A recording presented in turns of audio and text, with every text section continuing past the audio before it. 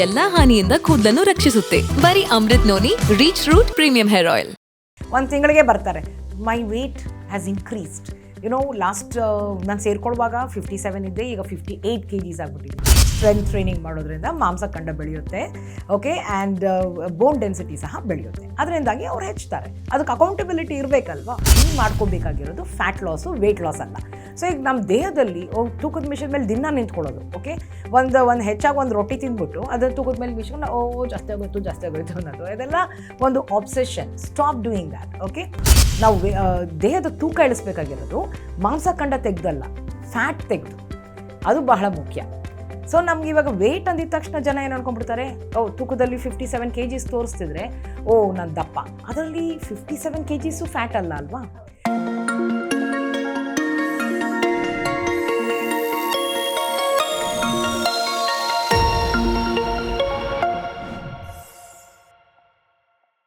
ವೀಕ್ಷಕರೇ, ನೀವು ನೋಡ್ತಾ ಇದ್ದೀರಾ ವಿಸ್ತಾರ ಹೆಲ್ತ್ ಯೂಟ್ಯೂಬ್ ಚಾನೆಲ್. ನಾನು ಅಪೇಕ್ಷಾ ಜೈನ್. ಸಮ್ಮರ್ನಲ್ಲಿ ವೇಟ್ ಲಾಸ್ ಮಾಡ್ಕೊಳ್ಳೋದು ತುಂಬ ಈಸಿ ಅಂತ ಹೇಳ್ತಾರೆ. ಹಾಗಿದ್ರೆ ಬೇಸಿಗೆನಲ್ಲಿ ನಾವು ಯಾವ ರೀತಿ ವೇಟ್ ಲಾಸ್ ಮಾಡ್ಕೋಬಹುದು, ಸ್ಪೆಷಲಿ ಫ್ಯಾಟ್ ಬರ್ನ್ ಮಾಡ್ಕೊಳ್ಳೋದು ಹೇಗೆ, ಇದ್ರ ಬಗ್ಗೆ ಸಾಕಷ್ಟು ಮಾಹಿತಿಯನ್ನು ಕೊಡೋದಕ್ಕೆ ಇವತ್ತು ನಮ್ಮ ಜೊತೆಗಿದ್ದಾರೆ ಫಿಟ್ ಇಂಡಿಯಾ ರಾಯಭಾರಿ ವನಿತಾ ಅಶೋಕ್ ಅವರು. ಮ್ಯಾಮ್, ವಿಸ್ತಾರ ಹೆಲ್ತ್ಗೆ ಸ್ವಾಗತ. ನಮಸ್ತೆ. ನಮಸ್ತೆ. ಸೊ ಫ್ಯಾಟ್ ಬರ್ನ್ ಎಕ್ಸಸೈಸ್ಗಳ ಬಗ್ಗೆ ಮಾತಾಡೋದಕ್ಕೂ ಮುಂಚೆ ನನ್ನ ಕ್ವೆಶನ್ ಏನಂತ ಹೇಳಿದ್ರೆ, ವೇಟ್ ಲಾಸ್ಗೂ ಫ್ಯಾಟ್ ಲಾಸ್ಗೂ ಏನು ಡಿಫ್ರೆನ್ಸ್ ಅಂತ? ಒಳ್ಳೆ ಪ್ರಶ್ನೆ ಅಪೇಕ್ಷಾ. ಸಾಕಷ್ಟು ಜನ ನಂಗೆ ವೇಟ್ ಲಾಸ್ ಆಗಬೇಕು ಅಂತ ಇರ್ತಾರೆ. ಅಲ್ಲಿ ಹೋಗಿ ಎಕ್ಸಸೈಸ್ ಮಾಡ್ತಾರೆ, ಒಳ್ಳೆ ಸ್ಟುಡಿಯೋಗೆ ಸೇರ್ಕೊಳ್ತಾರೆ ಅಂತ ಅಂದ್ಕೊಳ್ಳಿ. ಆ ಸ್ಟುಡಿಯೋದಲ್ಲಿ ಕಾರ್ಡಿಯೋ, ಸ್ಟ್ರೆಂತು, ಫ್ಲೆಕ್ಸಿಬಿಲಿಟಿ 3 ಮಾಡ್ತಾರೆ ಅಂತ ಅಂದ್ಕೊಳ್ಳಿ. ಒಂದು ತಿಂಗಳಿಗೆ ಬರ್ತಾರೆ. My weight has increased. Last ನಾನು ಸೇರ್ಕೊಳ್ಳುವಾಗ 57 ಇದ್ದೆ, ಈಗ 58 kgs ಆಗ್ಬಿಟ್ಟಿದ್ದೀನಿ. ಸೊ ನಮ್ಮಂಥ ಟ್ರೈನರ್ಸ್ ಇದ್ದರೆ good, I am so happy ಅಂತ ಹೇಳ್ತೀವಿ. ಯಾಕೆಂತ ಹೇಳಿದ್ರೆ ಸ್ಟ್ರೆಂತ್ ಟ್ರೈನಿಂಗ್ ಮಾಡೋದ್ರಿಂದ ಮಾಂಸಖಂಡ ಬೆಳೆಯುತ್ತೆ, ಓಕೆ, ಆ್ಯಂಡ್ ಬೋನ್ ಡೆನ್ಸಿಟಿ ಸಹ ಬೆಳೆಯುತ್ತೆ. ಅದರಿಂದಾಗಿ ಅವ್ರು ಹೆಚ್ಚುತ್ತಾರೆ. ಅದಕ್ಕೆ ಅಕೌಂಟಬಿಲಿಟಿ ಇರಬೇಕಲ್ವಾ?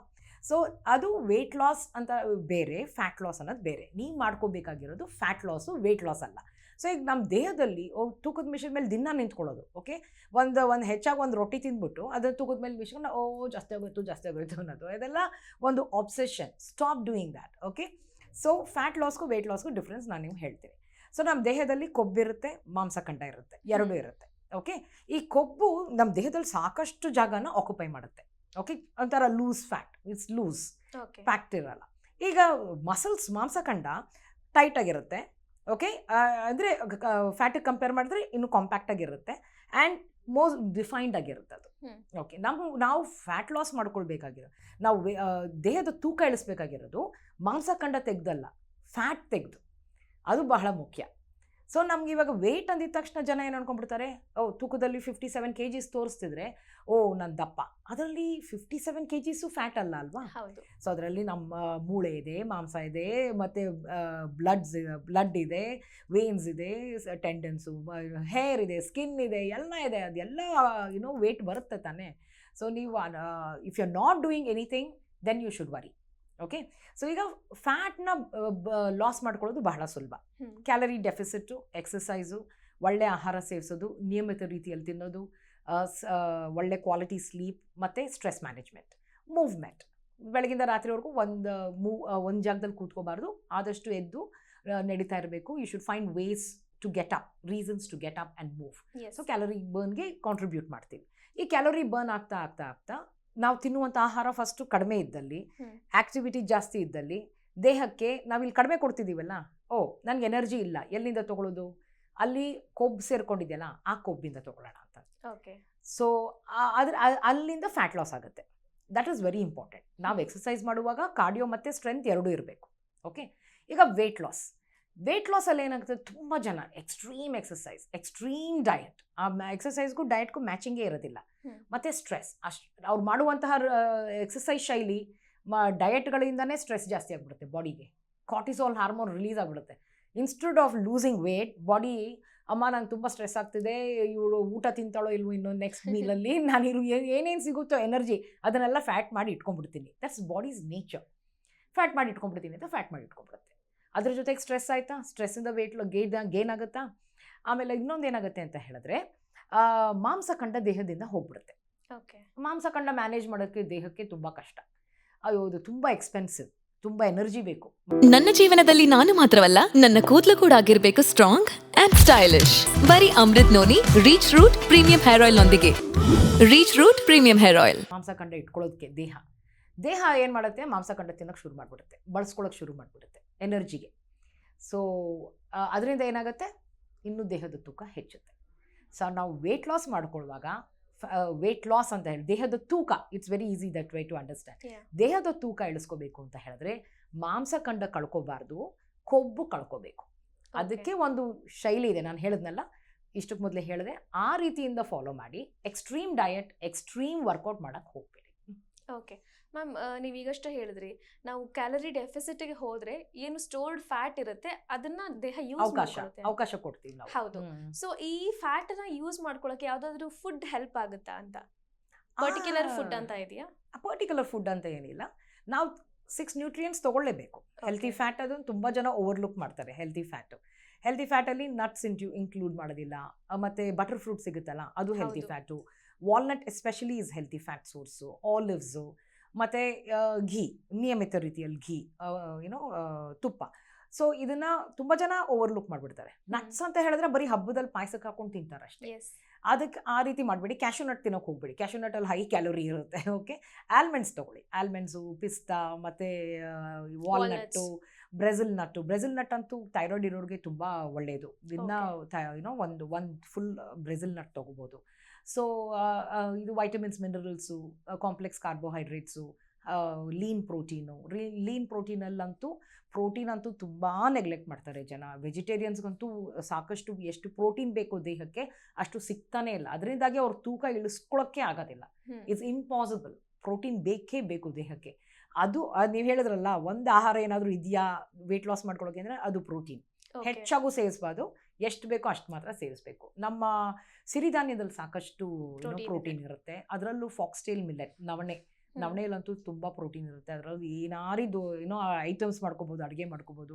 ಟಿಫನ್ನಿಂದ ಇಳಿದು ಡೆಸರ್ಟ್ವರೆಗೂ ಮಾಡ್ಕೋಬೋದು. ಎಲ್ಲ ಮಿಲೆಟ್ಸಲ್ಲಿ, ಎಲ್ಲ ಸಿರಿಧಾನ್ಯದಲ್ಲೂ ಮಾಡ್ಕೋಬೋದು. ಅದನ್ನು ಸೇವಿಸಿ, ಎಸ್ಪೆಷಲಿ ವೆಜಿಟೇರಿಯನ್ಸ್. ನೀವೇನಾದರೂ ನಾನ್ ವೆಜಿಟೇರಿಯನ್ಸ್ ಆಗಿದ್ದರೆ ಎಗ್ ಸೇವಿಸಿ. ಎಗ್ಗಲ್ಲಿ ವೈಟ್ ಜಾಸ್ತಿ ತೊಗೊಳ್ಳಿ, ಯೆಲ್ಲೋ ಕಡಿಮೆ ತೊಗೊಳ್ಳಿ. ಮತ್ತು ಚಿಕನ್ನು ಹೆಲ್ತಿಯಾಗಿ ಕುಕ್ ಆಗಿರಬೇಕು. ಓಕೆ, ಅದನ್ನು ಚೆಂದಾಗಿ ಗೋಳಿಸ್ಬಿಟ್ಟು ತಿಂದರೆ ನೋ ಯೂಸು. ಮತ್ತು ಫಿಶ್ ತೊಗೋಬೋದು. ಆ್ಯಂಡ್ ರೆಡ್ ಮೀಟ್ ಅವಾಯ್ಡ್ ಮಾಡಿ. ಮತ್ತು ಸ್ಯಾಲ್ಮನ್ ಅಂತ ಸಿಗುತ್ತೆ, ಬಟ್ ವೆರಿ ಎಕ್ಸ್ಪೆನ್ಸಿವ್ ಅದು. ಆ್ಯಂಡ್ ಬೇರೆ ದೇಶದಿಂದ ಬರೋದ್ರಿಂದ ನಾನು ಅದನ್ನು ಸಾಕಷ್ಟು ಪ್ರಮೋಟ್ ಮಾಡೋಕ್ಕೆ ಹೋಗೋದಿಲ್ಲ. ಇಷ್ಟರಲ್ಲಿ ಸಾಕಷ್ಟು ಪ್ರೋಟೀನ್ ಇರುತ್ತೆ. ಮತ್ತು ನೀರೇ ಮರೀತಾರೆ ತುಂಬ ಜನ. ಏನೋ ಫುಲ್ ಡೇಗೆ ಪ್ರೌಡಾಗಿ ಹೇಳ್ಕೊತಾರೆ, ಅಮ್ಮ I have only 2 glasses of water ಅಂತ. ನಮ್ಮ ದೇಹದಲ್ಲಿ every cell is made up of water. ಮಸಲ್ಸಲ್ಲಿ, ಮಾಂಸಖಂಡದಲ್ಲಿ ಸಾಕಷ್ಟು ನೀರಿರುತ್ತೆ. ಮತ್ತು ನಮ್ಮ ಮೆದುಳಲ್ಲೂ ತುಂಬ ನೀರಿರುತ್ತೆ, ಕಂಟೆಂಟ್ ಜಾಸ್ತಿ ಇರುತ್ತೆ. ಸೊ ಡಿಹೈಡ್ರೇಷನ್ ಆಗ್ತಾ ಇರುತ್ತೆ. AC ಯಲ್ಲಿ ಕೂತಿರ್ತೀವಿ, ಸಮ್ಮರು. ಸೊ ಅದಕ್ಕೆಲ್ಲ ಬೇಕಾಗುತ್ತೆ ನೀರು. ಸೊ ಪ್ಲೀಸ್ ಸಾಕಷ್ಟು ನೀರು ಕುಡೀರಿ. ಸೊ ಇದಕ್ಕೆ ಟೆಸ್ಟ್ ಏನು ಗೊತ್ತಾ, ನಾವು ಸರಿಯಾಗಿರೋ ನೀರು ಕುಡಿತಿದ್ದೀವಾ ಇಲ್ವಾ ಅನ್ನೋದು ಒಂದು ಆಯಾಸ ಆಗೋದು. ಓಕೆ, ಸಮ್ಮರಲ್ಲಿ especially you should keep it in mind. ಮತ್ತು ಇದು ತಲೆ ತಿರುಗಿ ಬರೋದು, ಬ್ಯಾಡ್ ಸ್ಮೆಲ್ ಬರುತ್ತೆ ಮೌತಿಂದ, ಮತ್ತು ತಲೆನೋವು ಬರುತ್ತೆ, ಚಕ್ಕರ್ ಹೇಳಿದ್ನಲ್ಲ, ಚಕ್ಕರ್ ಆಗುತ್ತೆ. ಆ್ಯಂಡ್ ದೆನ್ ಇದು body will feel very dry. Skin ಎಲ್ಲ ಶ್ರಿಂಕ್ ಆಗಿಬಿಡುತ್ತೆ, ನೀರಿಲ್ಲದೆ ಇದ್ದಾಗ ಶ್ರಿಂಕ್ ಆಗಿಬಿಡುತ್ತೆ. ಆ್ಯಂಡ್ ಯೂರಿನ್ ಪಾಸ್ ಆದಾಗ ಯೂರಿನ್ ಕಲರ್ ಯೆಲ್ಲೋ ಇರುತ್ತೆ. ಸೊ ಅದರಿಂದಾನೇ ಪ್ಯಾರಾಮೀಟರ್ ಅದು. ಅದರಲ್ಲಿ ನೋಡಿಕೊಂಡು ನೀವು ನೀರು ಕಡಿಮೆ ಕುಡಿತಿದ್ದೀರಾ, ಜಾಸ್ತಿ ಕುಡಿತೀರಾ ಅಂತ ಗೊತ್ತಾಗ್ಬಿಡುತ್ತೆ. ಕಡಿಮೆ ನೀರು ಕುಡಿದಿದ್ದಲ್ಲೂ UTI ಪ್ರಾಬ್ಲಮ್ ಎಸ್ಪೆಷಲಿ ಲೇಡೀಸ್ಗೆ ಜಾಸ್ತಿ ಆಗುತ್ತೆ. So you should look into it. Okay ma'am, ಏನು ಫ್ಯಾಟ್ ಲಾಸ್ ಅಂತ ಬಂದಾಗ ಎಲ್ರಿಗೂ ಓವರ್ ಆಲ್ ಫ್ಯಾಟ್ ಲಾಸ್ ಬೇಕಾಗಿರಲ್ಲ. ಕೆಲವರಿಗೆ ಹೊಟ್ಟೆ ಮಾತ್ರ ಕರಗಬೇಕು, ಕೆಲವರಿಗೆ ತೊಡೆ ಭಾಗ ಮಾತ್ರ ಕರಗಬೇಕು ಅಂತ ಇರುತ್ತೆ. ಈ ರೀತಿ ಒಂದು ಪರ್ಟಿಕ್ಯುಲರ್ ಪಾರ್ಟ್ನ ನಾವು ರೆಡ್ಯೂಸ್ ಮಾಡ್ಕೊಳ್ಳೋದಕ್ಕೆ ಏನಾದ್ರು ಎಕ್ಸಸೈಸ್ಗಳಿದೆಯಾ? ಸ್ಪಾಟ್ ರಿಡಕ್ಷನ್ ಖಂಡಿತ ಇಲ್ಲ. ಸೊ ಡ್ರೀಮ್ ಸಹ ಮಾಡಬೇಡಿ. ಯಾರಾದರೂ ಪ್ರಾಮಿಸ್ ಮಾಡ್ತಿದ್ರೆ ಅವ್ರ ಕಡೆ ತಿರುಗು ನೋಡಬೇಡಿ. ಯಾಕೆಂತ ಹೇಳಿದ್ರೆ ಅದು ಫಾಲ್ಸ್ ಪ್ರಾಮಿಸ್, ಫಾಲ್ಸ್ ಅಶ್ಯೂರೆನ್ಸ್ ಕೊಡ್ತಾ ಇರೋದವರು. ಆ ಥರ ಸಾಧ್ಯನೇ ಇಲ್ಲ. ಆ ಥರ ಇದ್ದಿದ್ರೆ ಲೈಪೋಸೆಕ್ಷನ್ ಇರ್ತಿರ್ಲಿಲ್ಲ, ಪ್ಲಾಸ್ಟಿಕ್ ಸರ್ಜನ್ ಇರ್ತಿರ್ಲಿಲ್ಲ, ಯಾರೂ ಇರ್ತಿರ್ಲಿಲ್ಲ. ಪ್ಲಾಸ್ಟಿಕ್ ಸರ್ಜನ್ ಅವರೇನೆ ಪ್ರಾಮಿಸ್ ಮಾಡೋದಿಲ್ಲ ನಿಮ್ಗೆ 100% ರಿಸಲ್ಟ್ ಕೊಡ್ತೀನಿ ಅಂತ. ಫ್ಯಾಟ್ ಸರ್ಜರಿ ಯಾವುದಾದ್ರೂ ಒಂದು ಸ್ಪಾಟಿಂದ ತೆಗಿಬೇಕು ಅಂತ ಹೇಳಿದ್ರೆ ಅವರೂ ಹೇಳೋದಿಲ್ಲ. ಅವರು ಅದಕ್ಕೆ ಮೊದಲು ಹೇಳ್ತಾರೆ, ಇದನ್ನು ಮಾಡಾದ್ಮೇಲೆ ದಯವಿಟ್ಟು ನೀವು ಎಕ್ಸಸೈಸ್ ಮಾಡಿ, ಡಯಟ್ ಮಾಡಿ ಅಂತ ಹೇಳ್ತಾರೆ. So it's not possible. Spot reduction ಇಲ್ಲ, ಓವರ್ ಆಲ್ ವೆಯ್ಟ್ ಲಾಸ್ ಇರುತ್ತೆ. ಬಾಡಿ ಡಿಸೈಡ್ ಮಾಡುತ್ತೆ ನೀವು ಯಾವಾಗ ಕ್ಯಾಲರಿ ಡಿಫಿಸಿಟಲ್ಲಿದ್ದು ಎಕ್ಸಸೈಸ್ ಮಾಡಿ, ಮೂವ್ಮೆಂಟ್ ಮಾಡಿ, ಒಳ್ಳೆ ನಿದ್ದೆ, ಸ್ಟ್ರೆಸ್ ಮ್ಯಾನೇಜ್ಮೆಂಟು ಮತ್ತು ಒಳ್ಳೆ ಆಹಾರ ಸೇವಿಸ್ತಿದ್ದಾಗ ಕ್ಯಾಲರಿ ಬರ್ನಿಂಗ್ ಸ್ಟೇಜಲ್ಲಿ ಇರ್ತೀರ. ಬಟ್ ಬಾಡಿ ಡಿಸೈಡ್ ಮಾಡುತ್ತೆ ಎಲ್ಲಿಂದ ಕೊಬ್ಬು ಹೋಗಬೇಕು ಅನ್ನೋದು ಬಾಡಿ ಡಿಸೈಡ್ ಮಾಡುತ್ತೆ, ನೀವು ಡಿಸೈಡ್ ಮಾಡೋಕ್ಕಾಗೋದಿಲ್ಲ. So weight loss is overall and weight loss is slow process. Weight gain ಅಷ್ಟೇ ಸ್ಲೋ ಪ್ರೋಸೆಸ್ಸು. ನೀವು ಇವಾಗ ತಿಂದರೆ ನಾಳೆ ಬೆಳಗ್ಗೆ ದಪ್ಪಾಗಿರಲ್ಲ, over a period of time. So ಅಷ್ಟೇ ಟೈಮ್ ನೀವು ಕೊಡಬೇಕಲ್ವಾ ವೆಯ್ಟ್ ಲಾಸ್ಗೂ. ಪೇಷನ್ಸ್ ಇರಲಿ, ಸಾಕಷ್ಟು ಪೇಷನ್ಸ್ ಇಟ್ಕೊಳ್ಳಿ, ಖಂಡಿತ ವೆಯ್ಟ್ ಲಾಸ್ ಮಾಡ್ಕೊಳ್ತೀರಾ. ನೀವು ಬರೀ ವೆಯ್ಟ್ ಲಾಸ್ ಅಂದ್ಕೊಳ್ತಿದ್ದೀರಾ. ವೆಯ್ಟ್ ಲಾಸ್ಗೂ ಮೊದಲು ನೀವು ಒಂದು ವಿಚಾರ ಮನಸ್ಸಲ್ಲಿ ಇಟ್ಕೋಬೇಕು, ಹೆಲ್ತ್ ಇಸ್ ವೆರಿ ಇಂಪಾರ್ಟೆಂಟ್. ಅದಕ್ಕೆ Vistara health. Thank you so much ma'am. Fat burn ಕುರಿತಾಗಿ ಇವತ್ತಿನ ಸಂಚಿಕೆಯಲ್ಲಿ ಸಾಕಷ್ಟು ಮಾಹಿತಿಯನ್ನು ತಿಳಿಸಿಕೊಟ್ರಿ. ವೀಕ್ಷಕರೇ, ಇದಾಗಿತ್ತು ಈ ಹೊತ್ತಿನ ವಿಶೇಷ. ಇನ್ನಷ್ಟು ಆರೋಗ್ಯ ಸಲಹೆಗಳಿಗಾಗಿ ನೋಡ್ತಾ ಇರಿ ವಿಸ್ತಾರ ಹೆಲ್ತ್ ಯೂಟ್ಯೂಬ್ ಚಾನೆಲ್. ಅನುಕ್ಷಣದ ಸುದ್ದಿಗಳಿಗಾಗಿ ವಿಸ್ತಾರ ನ್ಯೂಸ್ ಯೂಟ್ಯೂಬ್ ಚಾನೆಲ್ ಸಬ್ಸ್ಕ್ರೈಬ್ ಮಾಡಿ. ಹೊಸ ಸುದ್ದಿಗಳ ನೋಟಿಫಿಕೇಶನ್ಗಾಗಿ ಬೆಲ್ ಐಕಾನ್ ಕ್ಲಿಕ್ ಮಾಡಿ. ಲೇಟೆಸ್ಟ್ ಅಪ್ಡೇಟ್ಸ್ಗಾಗಿ www.vistaranews.com ವೆಬ್ಸೈಟ್ಗೆ ವಿಸಿಟ್ ಮಾಡಿ. ಅಂಗೈಯಲ್ಲೇ ಜಗತ್ತಿನ ಸುದ್ದಿ ತಿಳಿಯಲು ವಿಸ್ತಾರ ನ್ಯೂಸ್ ಕನ್ನಡ ಆಪ್ ಡೌನ್ಲೋಡ್ ಮಾಡಿ.